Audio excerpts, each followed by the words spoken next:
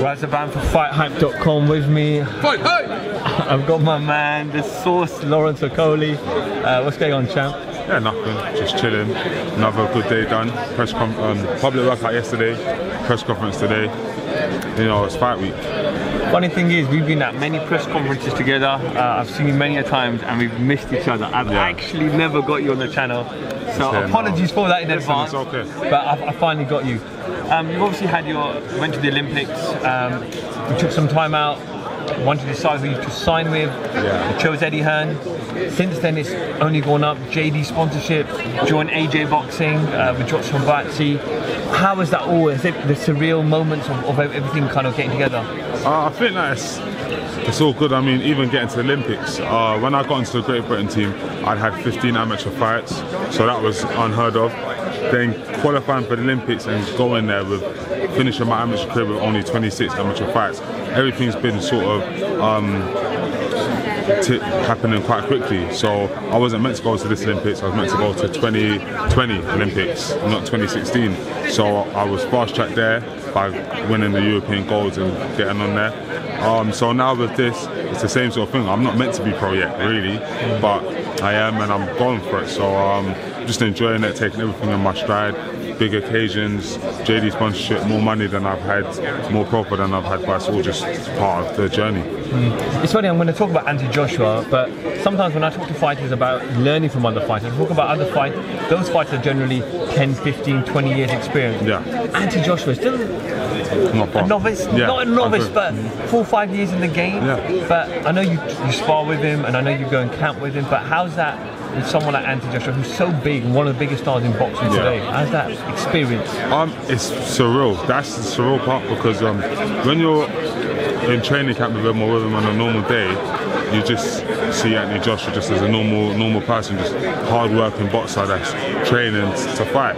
Then you come to Cardiff and then you see thousands of people there just cheering him to skip a rope and hit the pads. And you realise how big a star he is and where that comes from. So you've seen the bread and butter, the grinds, the getting to bed on time, just all the sacrifices and then how they pay off.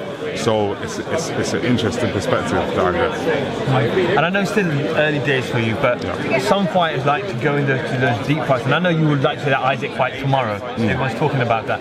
But are you this kind of person that wants to just gradually build yourself, or do you want to just, if the opportunity's right, if it makes sense, you'll jump straight in? It's a difficult one because I get different kinds of advice from people that are obviously above me or that care for me. And for me personally, I had 15 fights, went into the national tournaments when I could still be going as under 20s, but because I believed in myself, I went for it.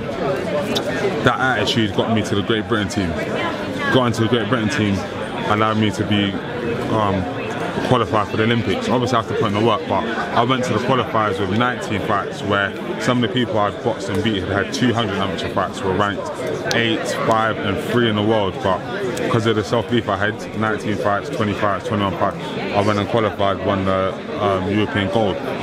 So going into professionals, what I don't want is like a lot of, if I look at the cruiserweights even in Britain that are ranked above me up until like number 3, number 2, they've been pro for 3, 4, 5 years and still haven't boxed any other prospects or anyone that's ranked above them. Does that make sense? So they're boxing a lot of cruiserweights. So that keeps you at that level where it's a fine line between rushing, going for fights that you're not ready for, and also just waiting around doing, this sort of period of boxing journeyman over and over again. So, long story short, I don't want to rush, but at the same time, I can't physically wait. It's not in my nature to wait for the fights, because when are you ever going to be ready? Do you know what I mean? You'll never know until you take the step. So, after this one, we'll see what happens with belly card. Hopefully I can get on that. But what it is that it's difficult even to find journeymen to fight now. So I'm going to have to step up to prospects anyway.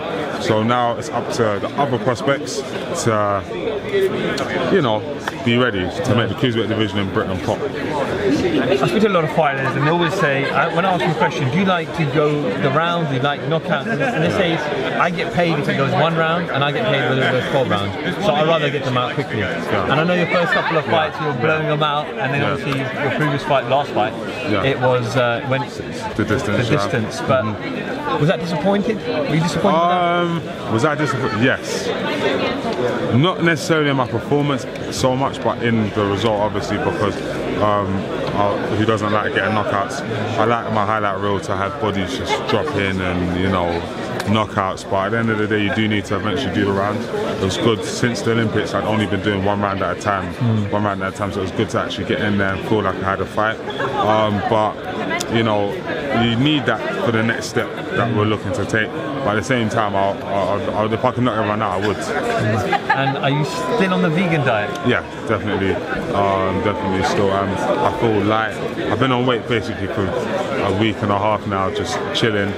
They told me I could come in a bit heavy for this one because my opponent's heavy, but I'm comfy. Not missing the meat?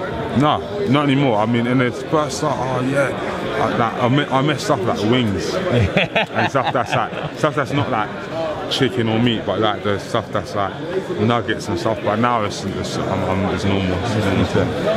Fine, Lawrence, just give us a shout out. Where can we catch you on this? Plug your Instagram, Twitter. Where can the fight fans? We need to do a few more interviews. 100%. 100%. For that, what you just said, then we need more interviews. 100%. So you find me on Instagram at Lawrence_TKO.